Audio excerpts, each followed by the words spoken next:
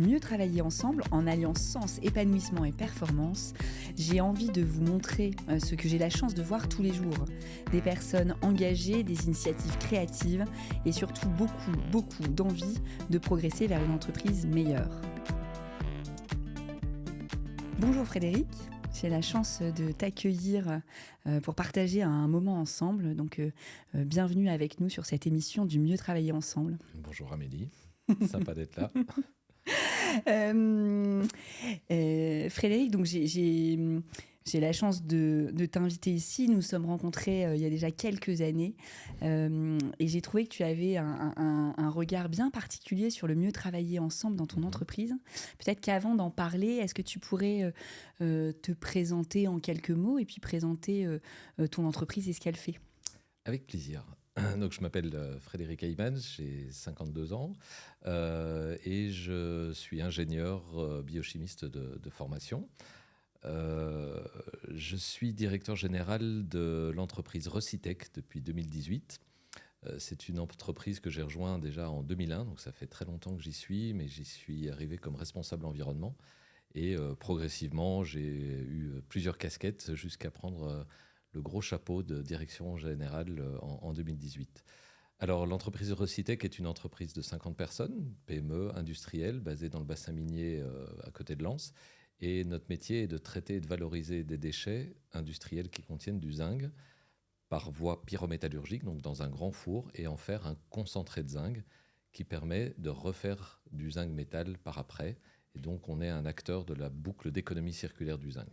Donc, on est une industrie un peu dite du passé, métallurgique, la grosse cheminée qui fume, etc., mais qui devient progressivement une industrie du futur, parce que leader dans l'économie circulaire, qui est pour moi l'économie du futur. Très bien, merci beaucoup. Et vous êtes situé où ? Alors, on est situé à Fouquier-les-Lances, c'est juste à côté de Lens, donc dans le bassin minier, donc un bassin notamment d'emploi qui a quand même pas mal souffert. On est sur un ancien site minier, en fait, juste là où était localisée une fosse à charbon. Donc il y a aussi un petit lien assez intéressant entre la transition du monde industriel du passé vers le monde de l'économie circulaire. Super. Et est-ce que tu pourrais nous partager quelle est ta vision, toi, du mieux travailler ensemble ? Alors c'est très vaste et je le découvre encore un peu tous les jours. Pour moi, le mieux travailler ensemble, ce que j'ai surtout vécu et la manière dont je le vis à Recitech, c'est surtout mieux se connaître en fait.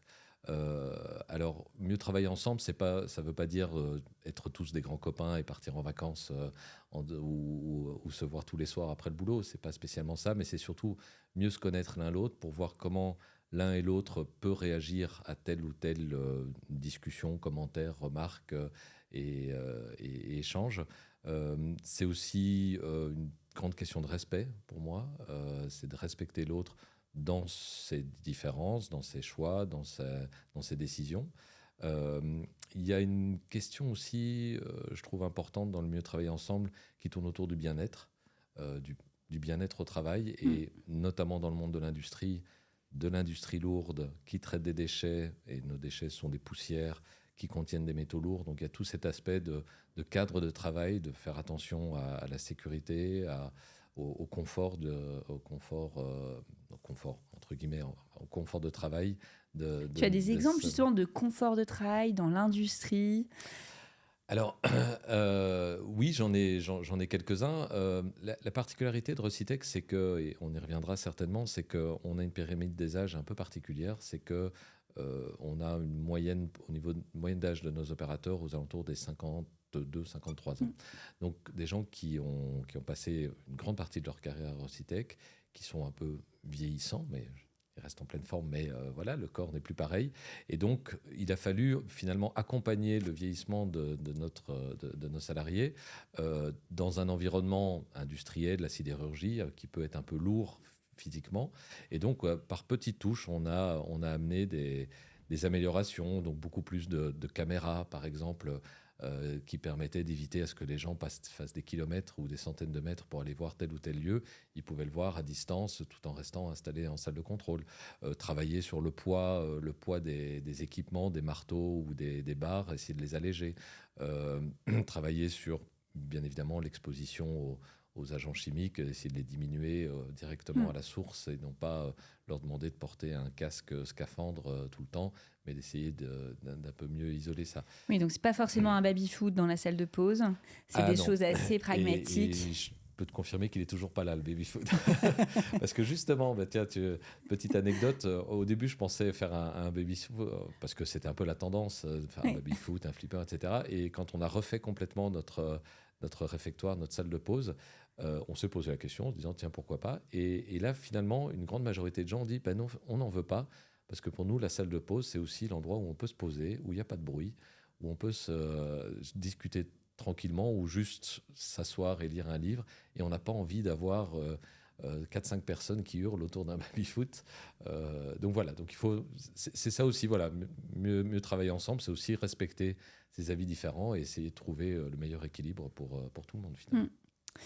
Alors je vais poser une question, je pense qu'il peut paraître évidente à plein de monde. En fait, tu es directeur général, donc tu es quand même responsable du compte de résultats, de la pérennité économique. On est en train de parler de mieux travailler ensemble. Quel est le lien, toi, que tu fais en tant que directeur général? Pourquoi tu adresses du temps sur ces sujets-là? Et est-ce que tu vois des liens avec la pérennité économique de ton entreprise? Alors, le plus évident, et j'en ai déjà touché un mot, c'est clairement, et on le vit clairement à Recitech, c'est l'absence totale de turnover, qui, pour moi, a quand même des conséquences directes sur la rentabilité et sur les résultats économiques, c'est-à-dire qu'on a des gens très expérimentés, très compétents, qui sont motivés pour leur entreprise et qui s'y donnent à fond, clairement, et ça depuis très longtemps. Donc pour moi, c'est le lien direct. Après, il y a des choses un peu indirectes, un peu impalpables, qui tournent autour de la motivation au travail, qui tournent autour de l'absentéisme aussi. On a encore cette année, j'ai vu les résultats de 2023, on a moins de 2,5% d'absentéisme dans l'industrie lourde. C'est juste assez incroyable. Oui, tout à fait. Et je pense qu'indirectement, il doit y avoir un peu de ça. En tout cas, j'espère. J'ai même entendu qu'il y avait énormément de cooptation, c'est-à-dire que quand vous deviez recruter, finalement, il y avait énormément de personnes qui se présentaient. Très juste. Et des personnes de qualité qui partageaient déjà quelque part vos valeurs, puisqu'elles étaient recommandées par des personnes qui sont bien chez vous. On a fait évoluer nos processus de recrutement ces dernières années, alors qu'avant, on partait vers des publications d'annonces dans la presse locale ou sur des sites internet spécialisés. Et là, je dirais les 7 ou 8 derniers recrutements qu'on a faits sont clairement des gens qui ont été cooptés. C'est-à-dire qu'on a annoncé à tout le monde en disant voilà, on cherche des opérateurs, des techniciens de maintenance. Si vous connaissez quelqu'un dans votre entourage, anciens collègues, amis, famille, etc., et si vous pensez qu'il peut faire l'affaire à Recitech, effectivement, du coup, on a beaucoup de gens, des gens qui démissionnent de postes dans lequel ils sont bien implantés, qui viennent travailler à Recitech parce qu'ils en ont entendu parler. Et c'est comme ça qu'on attire effectivement des compétences et des savoir-faire, c'est clair. Tu sais que c'est quand même rare d'entendre ça. Je le sais, je le sais. Et mais donc voilà, on y travaille et c'est pas fini. Je veux dire, ça peut très vite s'arrêter, quoi. Ce genre de choses-là. Donc c'est un travail permanent. Mais oui, j'en suis tout à fait conscient. Surtout, en plus, et j'insiste, surtout dans notre milieu. C'est-à-dire que ce milieu industriel, et tu as déjà visité le site, tu sais comme ça peut être assez rude. Et donc, des gens démissionnent de postes, peut-être dans des industries plus propres, plus standards, je dirais aussi, pour venir à Recitech. Ça montre qu'ils sont vraiment attirés par autre chose que juste les conditions de travail, quoi. Alors ça donne envie tout ça. Est-ce que tu pourrais nous décrire dans le quotidien, c'est-à-dire que est-ce que vous avez mis en place des choses pour continuer à développer? Tu dis que ça se travaille, donc est-ce que vous avez mis en place des choses dernièrement pour continuer à mieux travailler ensemble? Mais à nouveau, pour moi, le mieux travailler ensemble, c'est surtout se connaître et pouvoir se parler, pouvoir se dire des choses quand il y a besoin, les bonnes et les moins bonnes. Alors, ça se fait souvent plutôt facilement, même si c'est pas toujours évident, dans des comex ou des codires où on a l'habitude de se voir, on a l'habitude de se dire parfois franchement des choses, d'être d'accord, pas d'accord, et c'est mon rôle de DG de gérer ce type de choses-là. Par contre, il y a toute une frange habituelle dans les opérateurs et dans les salariés qui n'ont pas spécialement l'habitude de se réunir. Et ce qu'on a mis en place depuis quelques années, c'est typiquement de créer une sorte de communauté de chefs d'équipe. Donc nos chefs d'équipe de production qui sont postés, ils travaillent en cycle posté, donc ne se voient quasiment jamais, ou de temps en temps à la relève, mais n'ont pas le temps de tailler le bout de gras et de se parler d'autre chose que ce qui s'est passé au poste d'avant. Et donc, on travaille d'assez longue haleine parce qu'on les a accompagnés pendant plusieurs années pour petit à petit créer cette communauté de chefs d'équipe. Et ils essayent de se voir tous les 2 à 3 mois et on leur octroie une matinée complète juste ensemble pour qu'ils puissent se dire des choses, régler des différends qui ont pu avoir, mais aussi essayer de construire et de décider d'une procédure, d'une manière de travailler commune ensemble. Ils ont un repas ensemble, et puis l'après-midi, il y a le CODIR et le COMEX qui les rejoignent pour partager soit ce qu'ils ont dit le matin, s'ils ont envie de le partager, parce qu'après ça peut rester entre eux, ou en tout cas c'est un lieu d'échange où le CODIR peut apporter un certain nombre d'informations au chef d'équipe et vice-versa, et co-construire un certain nombre de projets ensemble. Ouais, donc là, je vois que ce que je vois qui est super, c'est qu'à la fois, eux, ils ont plus d'échanges entre eux pour travailler des projets, la transversalité, communiquer aussi. Et puis après, tu as créé l'après-midi, c'est l'instance pour mieux travailler avec la direction. Et ça, c'est un vrai sujet que nous, on voit tout le temps, la difficulté des managers intermédiaires à porter auprès des équipes terrain une vision de la direction ou à remonter à la direction les vrais sujets sans être en mode un peu revendicatif. Est-ce que tu as vu des avancées là-dessus, toi ? Alors oui, quand même. Non, mais bien sûr, on en a vu. On sent qu'il y a du chemin. Mais c'est vrai que c'est parfois un peu frustrant parce qu'on se dit qu'on voudrait aller plus vite, plus loin. Mais parce que voilà, ça a été un grand changement quand même pour beaucoup d'entre eux. Ça reste, avec tout le respect qu'il y a derrière, des opérateurs de prod qui sont devenus des chefs d'équipe, donc aucune expérience en management, à part juste de l'empirisme et de l'intuition, et de petit à petit leur faire prendre conscience d'abord de leurs responsabilités qu'ils ont en tant que chef d'équipe et du rôle de ce maillon essentiel qu'ils ont dans l'organisation entre l'opérateur et la direction ou le management supérieur. On a beaucoup travaillé avec eux sur la similitude avec le terrain de foot et avec l'équipe de foot. Voilà, c'est-à-dire, vous n'êtes pas juste un bon attaquant, vous devez devenir aussi entraîneur, vous devez peut-être même aussi devenir un peu arbitre. Pas qu'un peu d'ailleurs. Pas qu'un peu. C'est là où ça blesse encore, où le bas blesse encore un peu, parce que c'est encore un petit peu compliqué. Mais oui, alors j'ai vu des améliorations parce qu'ils ont pris en charge, ils sont conscients par exemple de problèmes de terrain qui sont compliqués, dont on entend peut-être en tant que cadre, mais on a souvent autre chose à faire et on ne pense pas, parfois des broutilles. Et là, on leur dit, mettez-vous autour de la table et résolvez le problème entre vous. Si vous avez besoin d'argent, sortez-nous des projets, amenez des devis, et puis on décidera ensemble l'après-midi, justement. OK, on se lance là-dessus. Et donc ça a été vachement intéressant parce que du coup, ils résolvaient eux-mêmes les problèmes qu'ils constataient, en tout cas à leur échelle, et ils avaient en même temps le soutien de la direction dans ce qu'ils faisaient, et donc ils se sentaient probablement et certainement valorisés dans leur travail. Et alors, est-ce qu'il y a eu des choses difficiles à mettre en place ? Difficile, oui, parce que tout le monde ne va pas au même rythme, en fait. Oui. Tu rigoles parce que je pense que tu dois vivre ça ailleurs aussi. Oui, voilà, il y a des gens, et notamment tout l'accompagnement qu'on a fait, notamment en les envoyant en formation, en essayant de déployer leurs soft skills sur un certain nombre de choses. Mais voilà, il y en a qui étaient un peu plus réfractaires à cette démarche que d'autres qui ont tout de suite vu leur intérêt et leur envie, et donc ils sont partis en courant et ils étaient loin devant, et puis il y en a d'autres qui étaient beaucoup plus loin derrière. Et Donc, ça n'a pas été simple. Ça Ouais. n'a pas été simple Tu as du tout, ça. investi dans les soft skills sur des chefs d'équipe Oui, madame. en industrie. Oui, madame. Je l'ai fait. Ouais. Non, j'ai beaucoup de doutes au début. Ça a été un... Ouais, ça, avec mon responsable RH, on s'est quand même posé la question très longtemps, est-ce que c'était le bon choix. S'il fallait le refaire, on le referait peut-être différemment, Oui.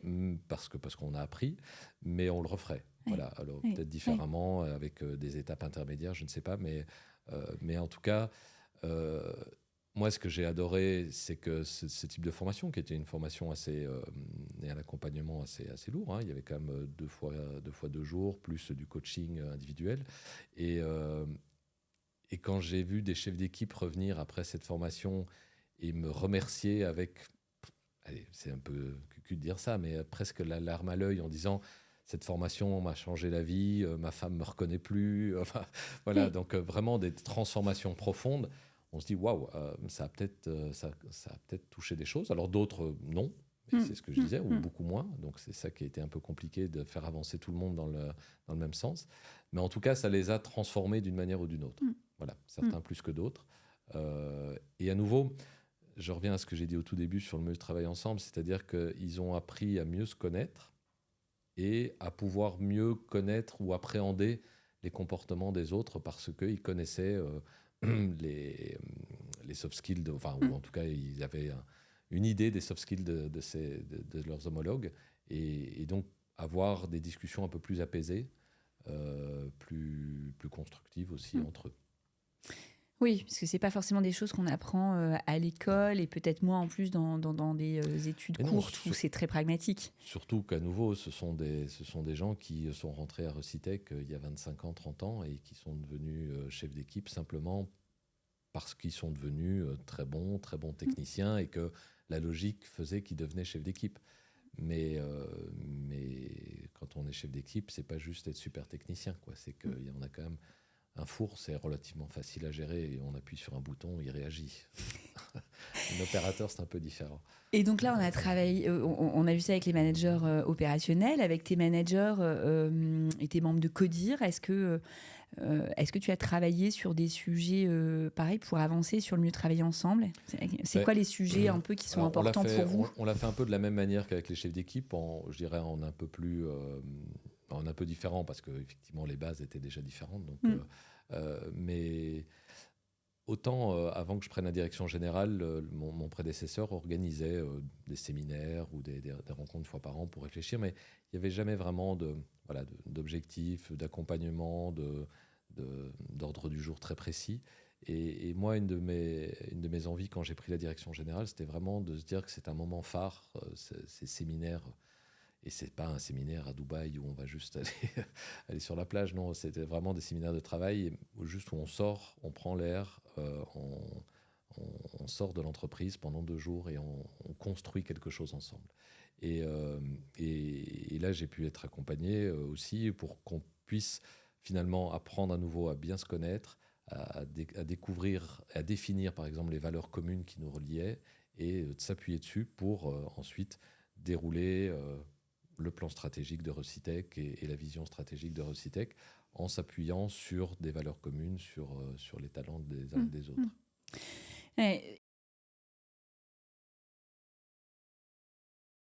C'est-à-dire que mieux travailler ensemble, ça part d'un objectif de respect des uns des autres, d'un objectif de dérouler des plans stratégiques le plus sereinement possible, d'un objectif de faire en sorte que les gens soient bien pour qu'ils y restent. Oui, c'est ça. C'est-à-dire qu'à nouveau, prendre le baby-foot, mieux travailler ensemble, c'est pas juste effectivement amener du fun dans l'entreprise. C'est que derrière, on a quand même des missions, on a quand même des objectifs à tenir, mais que ça peut se faire dans un bon cadre et de bonne manière. Enfin, en tout cas, j'estime de bonne manière. Peut-être que les résultats financiers seraient les mêmes d'une autre manière, ça j'en sais rien, mais c'est quand même plus agréable de le faire comme ça, en tout cas. Et est-ce que tu as eu l'occasion, parce que là on parle de choses qu'on a construites, est-ce que parfois tu as atteint une limite, tu t'es dit là, j'ai peut-être été trop loin, c'était bien, mais en même temps, c'était peut-être pas le lieu dans l'entreprise où j'ai poussé trop loin le mieux travailler ensemble. Ça a cassé un peu la performance. Alors, jusqu'à casser la performance, peut-être pas. Que j'ai été trop loin, oui. Et je reviens à ces décalages d'implication dans ces développements, utilisation des soft skills, etc. Valable pour les chefs d'équipe comme pour le CODIR. Hein, parce que dans le CODIR, il y avait aussi et il y a encore certains décalages. Et donc, quand on a envie en tant que DG de dire tiens, bah, c'était bien, je vais aller un cran plus loin, un cran plus loin, un cran plus loin, le problème que j'ai eu, c'est que je ne me suis pas toujours rendu compte que tout le monde ne suivait pas la même vitesse et que là, à ce moment-là, il y a eu des moments où je ne vais pas dire que ça a clashé, mais en tout cas, ça n'a pas donné de résultat. Le défaut, enfin, ou en tout cas, ce que j'ai pu observer comme entre guillemets point négatif ou petit souci auquel j'ai été confronté à ça, c'est que le mieux travailler ensemble et ce côté très bienveillant qu'on peut créer, une sorte d'équipe très bienveillante, très, très douce, ou même si on se dit de temps en temps des choses, mais c'est toujours avec le sourire, avec authenticité et bienveillance. Mais ça peut parfois tomber un peu dans une certaine mollesse, où j'essaie de trouver le bon terme, mais en tout cas, oui, un peu une rigueur molle comme ça, qui fait qu'on laisse passer des choses qu'il ne faudrait pas laisser passer. Une complaisance, en fait, une forme de complaisance. Effectivement, c'est le bon terme. Et ça a été, c'est probablement encore un peu notre défaut actuellement. Oui, bah, ça reste des choses pas faciles. Et c'est que le trop, on l'entend régulièrement, ça, à la fois, je pense qu'on aspire tous à mieux travailler ensemble et donc à la fois aller au travail et pas être à la maison, mais que ça soit agréable. Et en même temps, parfois, la limite, elle n'est pas facile à trouver avec le trop. Parce qu'effectivement, on a quand même aussi, on s'est créé par toutes les actions que j'ai pu et qu'on a pu mettre en place ensemble pour mieux se connaître, etc. On a pu créer une vraie ambiance de travail et qui est, pour le coup, super agréable. J'ai vraiment beaucoup de plaisir à aller bosser. Et après, voilà, c'est que quand ça commence à se tendre un peu, on hésite, on se dit bah non, j'ai pas envie de casser cette ambiance, donc je vais peut-être pas le dire, ou enfin voilà, ou je vais le dire trop gentiment, alors qu'en fait je suis très très en colère, et que ça aurait été mieux de vraiment tout lâcher de manière plus directe. Voilà, c'est effectivement, et tu as bien utilisé le terme, cette complaisance ou parfois cette bienveillance un peu molle qu'on peut avoir. Ça c'est une des choses les plus dures. Parfois, nous on dit la première étape, c'est de dire, même si c'est mal dit, même si l'objectif c'est bien dire, mais c'est vrai que de dire, quelle qu'en soit la forme, pour ensuite apprendre à dire avec la forme, c'est un vrai sujet, cette communication. Et toi, plus particulièrement, en tant que directeur général, parce que c'est quand même assez atypique en tant que directeur général d'une industrie. Comment ils ont réagi, tes équipes, quand tu as amené une politique quand même plus ouverte, si on pourrait la qualifier comme ça? Oui, alors... Ça a été comme ça avant? J'avais pas l'impression qu'elle était spécialement plus ouverte. Enfin, non, c'était pas comme ça avant. Enfin... J'ai la chance quand même, il y avait un excellent terreau. C'est-à-dire que Recitech, PME, 50 personnes, qui appartient à deux groupes, mais comme on en appartient à deux, on n'appartient un peu à aucun des deux, et donc très autonome, très un peu PME familiale, comme ça, les gens se connaissent depuis très longtemps, pas de turnover, on a vécu des crises, mais on est passé à travers, on a pu surmonter tout ça ensemble, et donc... Vraiment, voilà, dans l'ensemble, des salariés très soudés, il y avait un bon fond. Il y avait un bon fond. Oui. Donc, j'ai pas eu trop de mal quand même à amener ça. J'ai quand même, et je tiens vraiment à le souligner, vraiment eu le soutien et le support, notamment de mon responsable RH, qui s'est vraiment impliqué dedans aussi, qui a cru et qui a pu, avec ses mots, avec ses compétences, l'expliquer aux différents salariés qui étaient concernés, expliquer un petit peu ces changements. Oui, il faut, tout seul, je ne l'aurais pas fait. Ouais, t'aurais...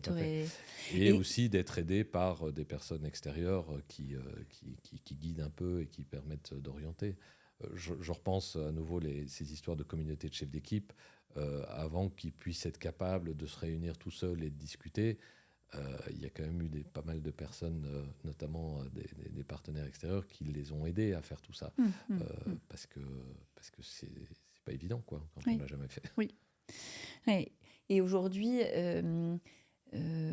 qu'est-ce qui peut te paraître être le prochain challenge que tu aurais envie de faire? C'est-à-dire que si tu avais encore un rêve de dire j'irai encore plus loin, il serait où? Alors, il y a deux... Bon, j'ai clairement envie d'avancer et de continuer, parce que j'ai vu la transformation chez certaines personnes et j'ai envie de continuer à les accompagner, à les élever dans, dans leur management, dans la manière dont ils abordent les relations humaines au sein de l'entreprise. Donc, de toute façon, il n'y a jamais de fin. Là, le gros enjeu qu'il y a, c'est que, j'ai parlé de la pyramide des âges, c'est qu'il y en a beaucoup qui vont partir. Oui. Et donc, c'est comment est-ce qu'on va être capable de cet esprit qu'on a mis en place à Recitech, cette culture, comment on va la transmettre aux jeunes générations qui nous rejoignent, comment on va la maintenir, comment on va la faire évoluer aussi, parce que ce qu'on a fait avec une génération ne sera pas la même avec l'autre, d'autant que était bien placé pour le savoir, que les jeunes générations ont un rapport au travail qui est un peu différent. C'est un euphémisme. Et donc, voilà, comment est-ce que tout ça va évoluer avec des nouvelles personnes qui vont nous rejoindre, qui n'ont pas finalement toute cette histoire, toute cette culture, en disant « Ah bah, tu te souviens, il y a 20 ans, tu te souviens comment c'était, ce qu'on a traversé, etc. » Non, là, ils arrivent. Alors, s'ils arrivent, souvent qu'ils sont cooptés, donc c'est qu'ils sont intéressés. Mais de comment est-ce qu'ils vont se l'approprier et comment ils vont évoluer là-dedans, c'est ça un peu le challenge pour l'instant. Oui, donc dans ce que j'entends, c'est avant, comme la culture était très bien ancrée, cohérente, etc., tu as pu travailler les relations entre les différents corps, entre les différents chefs d'équipe, entre les chefs d'équipe, la direction, etc. Ça va mieux. Et donc maintenant, il va falloir remettre le poids du corps sur la culture pour garder cette cohérence de culture qui fait votre force. Avec ceux qui viennent de l'extérieur et qui ont vécu autre chose, qui veulent amener autre chose, et tant mieux qu'ils les amènent, parce que c'est ça aussi un des petits défauts qu'on a à Recitech, c'est comme on a cette absence de turnover qui, dans l'ensemble, est une excellente chose, ben on a très peu d'œil extérieur finalement, qui vient un peu nous challenger en disant bah, tiens, vous avez vu comment vous faites ça, ce serait peut-être plus simple, plus sympa ou mieux de faire comme ça. Donc là, on commence à en avoir de plus en plus de personnes extérieures et je suis assez curieux de voir comment est-ce que la mayonnaise va prendre en fait. Moi aussi. Écoute, rendez-vous, on se donne rendez-vous parce que dans le travailler ensemble entre c'est vrai que quand ça fait longtemps qu'on travaille ensemble, c'est assez facile. Ça peut être très difficile, mais en tout cas, une fois qu'on a pris ses repères, ça va. Exactement. Quand quelqu'un vient changer nos habitudes, ça risque d'être des beaux challenges. Exactement. Et ça peut faire tomber le château de cartes. Ça peut être quelqu'un qui renverse la table et qui veut tout changer. Et puis ça peut aller au clash, quoi. Oui, ça c'est clair. Et non, c'est un vrai sujet. C'est un vrai sujet. Et alors, dans ce qu'on voit, dans les difficultés qu'il y a à travailler ensemble en ce moment, il y a des sujets par rapport à la gestion des priorités. On nous remonte souvent qu'il y a beaucoup de choses à faire dans le temps imparti, qu'on sait finalement même plus trop quoi faire en priorité. Comment vous adressez ce sujet, vous ? Alors, il y a quand même une grande chance qu'on a à Recitech, c'est que l'entreprise se porte bien. Oui. Et ça, on peut avoir toutes les meilleures idées du monde si on est dans une structure où on court derrière le résultat parce que la situation est compliquée, parce que les marchés sont compliqués. Je peux complètement comprendre qu'on a là pour le coup d'autres priorités. Donc ça, c'est déjà un gros avantage. Derrière, on a un rythme un peu différent à Recitech. C'est-à-dire qu'on est un peu comme notre gros four de 50 mètres de long là, qui tourne paisiblement, enfin le plus souvent possible. Et donc, quand on veut mettre en place et on veut faire un changement, on le fait vraiment à notre rythme, qui peut être parfois très lent et un peu perturbant pour les personnes externes, parce qu'on peut se dire, bah, tiens, si tu as décidé ça, tac, tu le mets en place et demain c'est fait, quoi.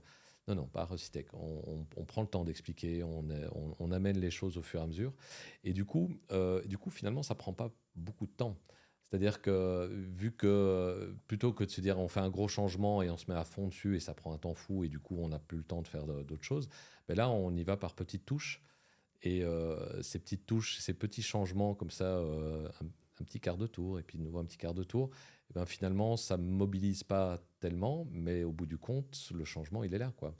Euh, j'ai souvent l'habitude de comparer à la fois notre four mais aussi Recitec un peu comme un super tanker pétrolier, là, les grands bateaux avec plein de conteneurs, où quand ils veulent commencer à tourner, ben, il faut qu'ils tournent la barre très longtemps à l'avance, parce qu'avant que ça tourne, il faut l'anticiper, et on le fait par petites touches, contrairement à un hors-bord qui a des virages très serrés, etc. Et ça, je pense que ça répond à ta question sur la gestion des priorités, c'est-à-dire que c'est parfois très très indolore comme ça, les changements. Souvent, ça ne nécessite pas une implication énorme d'un coup. On le fait par petites touches et du coup, ça permet d'avoir encore un équilibre où on peut gérer les autres activités qu'il y a à faire. Et il y en a beaucoup. Et je te cache pas que mon responsable RH est un peu débordé. Donc voilà. On pourrait lui demander aussi. Tu peux l'inviter à sa prochaine podcast. Oui, c'est intéressant d'ailleurs de rencontrer des managers intermédiaires sur ces sujets-là. Je t'interromps, mais effectivement, et c'est ça qui est intéressant aussi dans ce que j'ai mis en place, ce qu'on a mis en place au Codir, c'est que je me souviens d'un Codir il y a 2 ans où mes managers, donc on n'est pas très nombreux, hein, il y en a 4, m'ont dit Fred, stop. Si on faisait un peu une pause, tu as lancé plein de trucs, c'est génial, mais on a un peu de mal à suivre, donc attendons que ça donne un peu ses fruits, faisons un peu une petite pause et essayons de voir comment ça vit avant de mettre une pièce de plus dans la machine, quoi. D'accord. Donc il y a des espaces de communication où vous pouvez parler, et comment tu as réagi toi quand ils t'ont dit ça? Ah ben, j'étais à la fois un peu vexé. Non, pas vexé, mais en tout cas frustré parce qu'en fait j'avais, j'ai plein d'idées, j'avais envie d'avancer et je trouvais que j'avais envie de donner un petit coup d'accélérateur. Mais en même temps, j'étais super reconnaissant qu'ils le disent. Parce qu'effectivement, sinon on pouvait tomber dans ce travers du DG qui court tout seul devant. Et puis il y a toute l'équipe qui traîne derrière et c'est ensemble qu'on gagne, quoi. Donc tu as réussi à mettre en stand-by certains projets. Je m'en suis mis sur d'autres ailleurs. D'accord. Ouais, j'aime bien moi, cette astuce-là qui est de dire pour pas à un moment encombrer tout le monde en dessous de moi. J'ai pris des responsabilités dans des structures autres que l'entreprise ou qui sont connexes à l'entreprise. Et puis voilà, comme ça je me dis, comme ça je garde le rythme et puis j'essouffle pas trop mes équipes. Ouais, très bonne pratique sur. Oui, bien entendu, mais c'est vrai que ça te permet toi d'avoir le nombre de projets qui te permettent de garder le rythme et l'émulation. D'avoir en tout cas d'être, de satisfaire et d'avoir de quoi manger, quoi. Voilà, oui. C'est-à-dire de pouvoir se nourrir. Et c'est à nouveau, hein, moi c'est vrai que je suis à Recitec déjà maintenant depuis 22 ans, donc c'est une boîte que je connais par cœur et que je suis encore en train de modeler un peu pour le futur, et je suis très content de le faire. Mais en même temps, voilà, je la connais par cœur. Donc si j'ai envie de m'éclater, il faut aussi que j'aille trouver quelques challenges un peu autres. Mais j'ai aucune envie d'aller voir ailleurs pour changer de boulot. Je m'éclate bien et il y a plein de projets encore à Recitec. Mais pour satisfaire ma boulimie, il ne faut pas à ce point-là, mais en tout cas ma volonté de projet et de changement et de choses à faire, voilà. Et est-ce que tu as des indicateurs? Comment tu mesures et tu dis cette année ou ce mois-ci, on a bien travaillé ensemble? J'en ai pas vraiment, je pense. J'en ai pas vraiment. J'imagine qu'il y a les résultats. Oui, il y a les résultats économiques, mais comme nos résultats économiques sont aussi notamment liés à des cours des métaux internationaux, on peut parfois très mal travailler ensemble et quand même avoir des résultats. D'accord. Mais on ne va pas le dire trop parce que... On va pas le dire trop, mais pas à mes chefs en tout cas. Mais non, mais ce que je veux dire, c'est que oui, on a par exemple, et ça c'est fait depuis 4-5 ans, on édite une sorte de bilan social. C'est mon responsable RH qui fait ça, qui présente ça en COMEX. Donc COMEX, c'est le CODIR, donc les cadres, mais également un certain nombre d'agents de maîtrise. Et qui montre un petit peu finalement le taux d'absentéisme, les accords signés avec les représentants du personnel, les délégués syndicaux, je dirais le bon fonctionnement social de l'entreprise. Oui. Et ça, donc, il y a quelques indicateurs vraiment chiffrés qui sont intéressants. Alors, est-ce qu'ils sont directement liés au mieux travailler ensemble ? J'en sais rien, on ne le saura jamais. Je peux juste me dire que ça en fait partie, quoi. Non, j'ai pas d'indicateur. Ça reste souvent un peu impalpable et très subjectif. Mais à nouveau, je me dis, s'il y a personne qui va voir ailleurs et qui va vouloir travailler ensemble, là, on a fêté le départ en retraite d'un de mes cadres, mon responsable maintenance, qui a été là depuis 15 ans.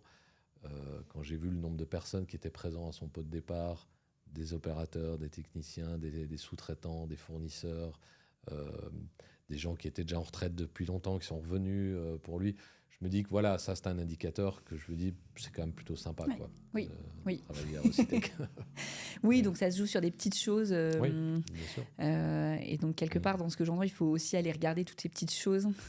Et pas trop s'éloigner de ça quand on est directeur général, pour continuer à sentir et à palper. Il faut même d'ailleurs parfois se contenter que de ça, dans le sens où c'est... Non, enfin, je veux dire, c'est déjà génial, quoi. Oui. Alors, ok, ça peut pas se transformer en euros, en kilo-euros derrière, mais c'est déjà un plaisir, quoi, de voir ça, de voir les événements qu'on organise, les portes ouvertes, par exemple. On essaye...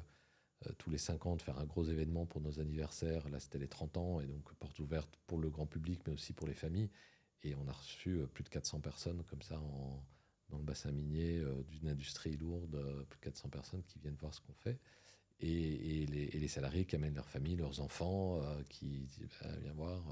Donc voilà, rien que ça, je me dis, le pari est gagné. Bon, merci beaucoup. Alors, est-ce que tu aurais quelque chose, soit une phrase qui synthétiserait ou quelque chose qui te marque sur ce mieux travailler ensemble et que tu aurais envie de partager en mot de la fin ? Waouh. Il y a un mot qui me vient assez vite à l'esprit, c'est oser. Oser, ne pas avoir peur. Voilà. Et à nouveau, on en a brièvement parlé, mais les craintes que j'avais de lancer de l'accompagnement et de la formation sur des soft skills à des salariés qui sont très éloignés de ça, voilà, on a osé, on a eu un peu peur, mais on l'a quand même fait, et voilà, on est très content. Autre anecdote de se dire oser, pas avoir peur, j'ai à un moment fait un travail avec un artiste pour essayer d'amener un peu la culture dans le monde de l'industrie, et je m'étais dit, bon, ça va jamais fonctionner. Quand j'ai vu l'artiste qui m'était proposé par l'association, je lui ai dit, un plasticien assez contemporain, et ça a quand même super bien matché. Enfin, il a réussi à apporter des choses et à dialoguer avec les salariés et à créer quelque chose. Donc, je pense que particulièrement dans le management et dans le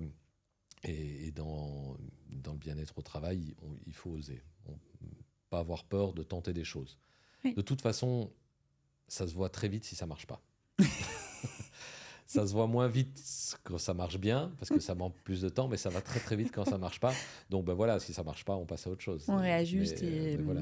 J'adore audace, et puis tout ce qui est aller oser sentir, et moi j'aime bien te dire que l'entreprise, on peut aussi sentir des choses et se faire confiance dans ce qu'on ressent.